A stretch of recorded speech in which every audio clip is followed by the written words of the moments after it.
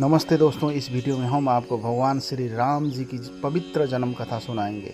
यह कथा हमें धर्म, मर्यादा और आदर्श जीवन की प्रेरणा देती है। कृपया वीडियो को पूरा देखें और लाइक शेयर सब्सक्राइब जरूर करें और कमेंट में जय श्री राम लिखना न भूलें। त्रेता युग की बात है। सरयू नदी के किनारे कौशल नाम का एक प्रसिद्ध राज्य था, जहाँ अज के पुत्र राजा दशरथ राज करते थे। अयोध्या उस राज्य की राजधानी थी। यह नगरी 12 योजन लंबी और 3 योजन चौड़ी थी। नगर के चारों ओर ऊंची ऊंची दीवारें थीं और उसके बाहर गहरी खाई। दीवार पर सैकड़ों शतधनिया तोपें रखी थी। सहस्रों सैनिकों और महारथी नगर की रक्षा में तत्पर रहते थे। नगर के बीचों बीच राजमहल था। राजमहल से 8 सड़कें बराबर दूरी पर परकोट जाती थी। नगर में अनेक उद्यान, सरोवर और क्रीड़ागृह थे। ऊंची ऊंची अट्टालिका थी, जिनमें विद्वान, शूरवीर, कलाकार, कारीगर और व्यापारी रहते थे। घर घर में लक्ष्मी का निवास था।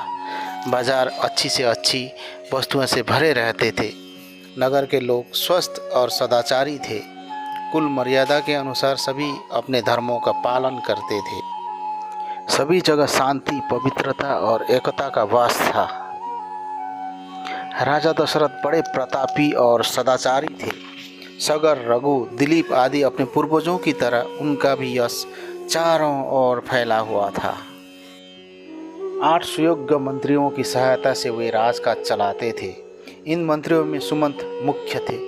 मंत्रियों के अतिरिक्त वशिष्ठ, वामदेव, जाबाली आदि राजपुरोहित भी राजा को परामर्श देते थे।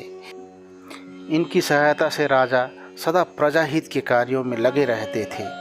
राजा दशरथ ने बहुत दिन तक राजसुख का भोग किया। उन्हें धन, मान, यश किसी भी चीज़ की कमी न थी।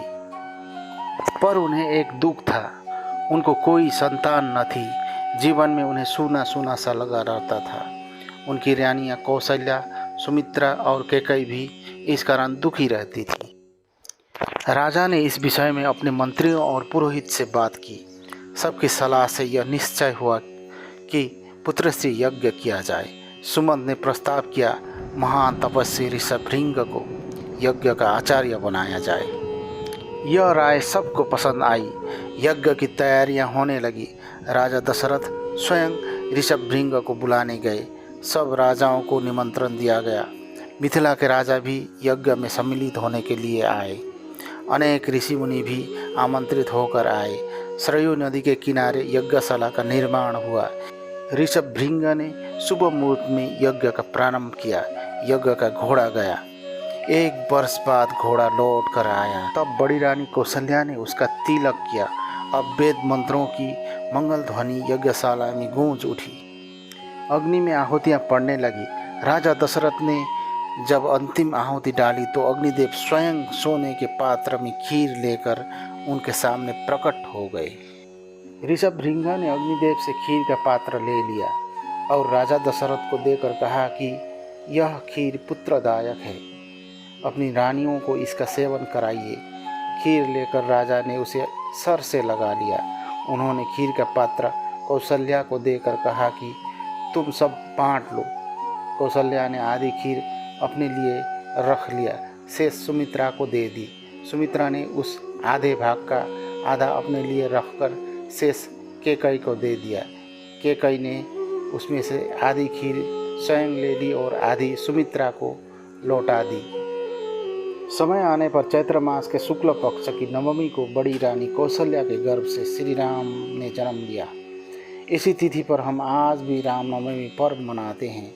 मझली रानी सुमित्रा के 2 पुत्र हुए, लक्ष्मण और शत्रुघ्न। कैकेयी के 1 पुत्र हुआ, उनका नाम भरत रखा गया। बड़ी धूमधाम से पुत्रोत्सव मनाया गया।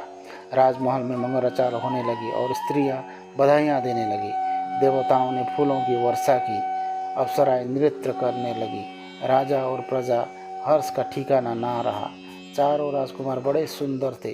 धीरे धीरे वे बड़े हुए और साथ साथ खेलने लगे। चारों में बड़ी प्रीति थी। लक्ष्मण राम के साथ अधिक रहते और शत्रुघ्न भरत के साथ। चारों भाई जब अयोध्या के गलियों में खेलने निकलते तब उन्हें देखकर देखते रह जाते। राम के रूप में अद्भुत आकर्षण था। उन्हें जो देखता वो देखता ही रह जाता। तो दोस्तों, इसी तरह भगवान राम की जन्म होती है। अगले वीडियो के लिए चैनल को सब्सक्राइब ज़रूर करिए और कमेंट में जय श्री राम लिखना न भूलिए। जय श्री राम।